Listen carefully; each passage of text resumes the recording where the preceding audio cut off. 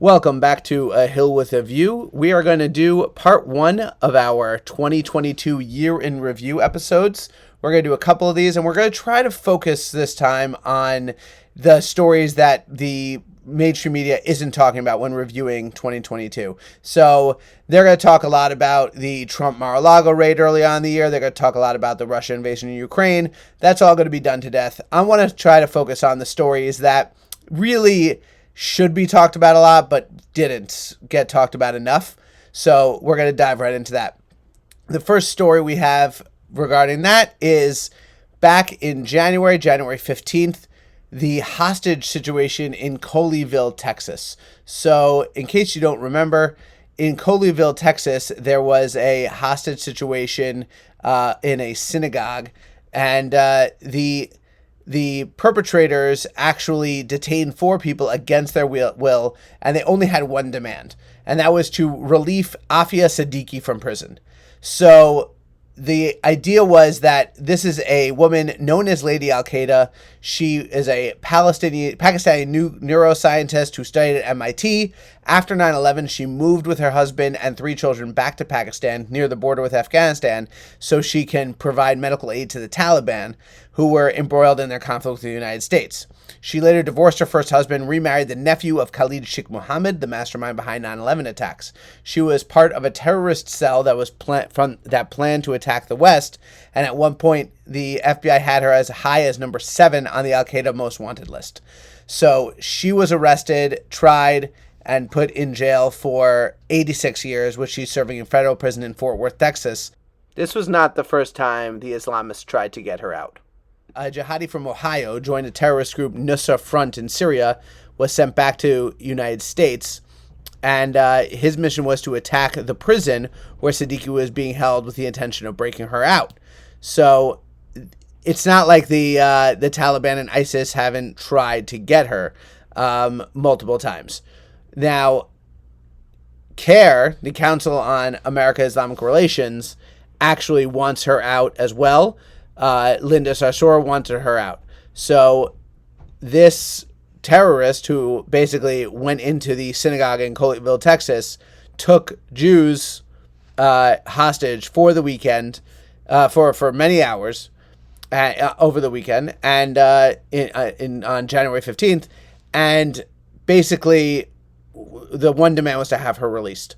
This is a story that didn't get enough coverage, I think. I think that because there was no actual death, people kind of forgot about it pretty quickly. Also, the players didn't fit the media narrative that they like to have, which is, the hostages were Jews, which people only really like Jews to be victims when white people are attacking them, not when, they're being attacked by terrorist sympathizers who want to have other terrorists released from prison.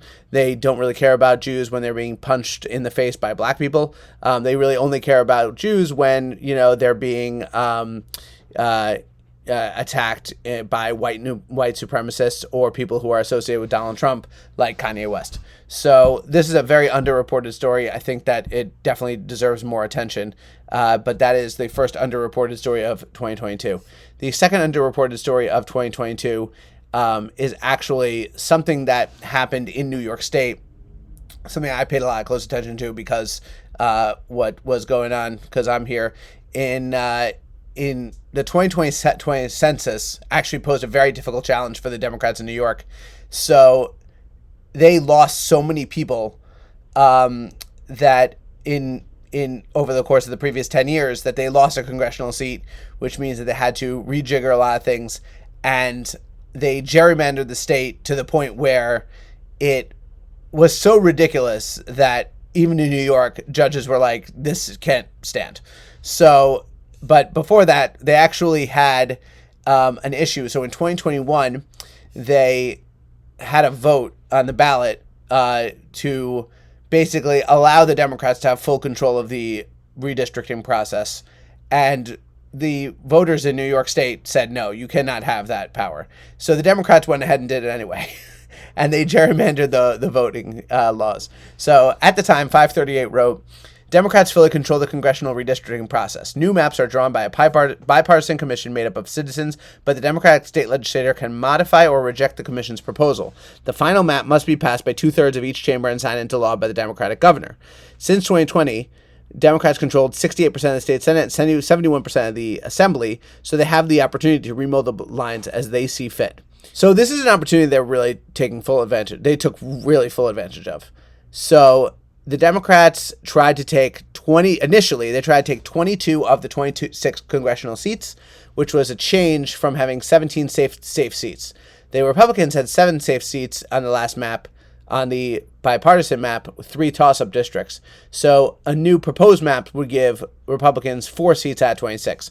So what they decided to do is, instead of having, 17 seats and then Republicans had like a few seats and then a bunch of toss-ups, they basically made the lean blue states dark blue, the lean red states light blue, and then the lean red districts, and then some of the heavy red districts just more heavy red. And so they were basically trying to gerrymander Republicans out of New York congressional representation. And that got taken to court, and they had to redraw new maps. And actually, New York did so well in the 2022 elections. It was really one of the bright spots for Republicans from 2022, including with Florida, that we flipped 4 seats in the House. And because we flipped those 4 seats in the House, the Republicans actually took the majority in the House of Representatives, which is kind of insane if you think about it, because we were supposed to have like 250 seats instead of 222, what it is now. So that's going to come in a later episode, how ridiculously terrible the 2022 elections were. So those are two. That's another really underreported story about how the Democrats basically try to steal New York away from any Republicans, just like other states have done in the past. So those are 2 of the underreported stories from the beginning of the year. This was part 1 of the year in review for 2022. And we're going to continue this on. We're going to have another episode, hopefully tomorrow, with part 2. Once again, we're going to try to cover underreported stories of the year, not really hitting on the stuff that everyone else is talking about the smaller things. So please don't forget to like, subscribe, and share. We really could use your help. And take a look at all the links in the description below, and you're going to get access to everything. All right, my name is Moshe Hill. This is A Hill with View. Have a good one.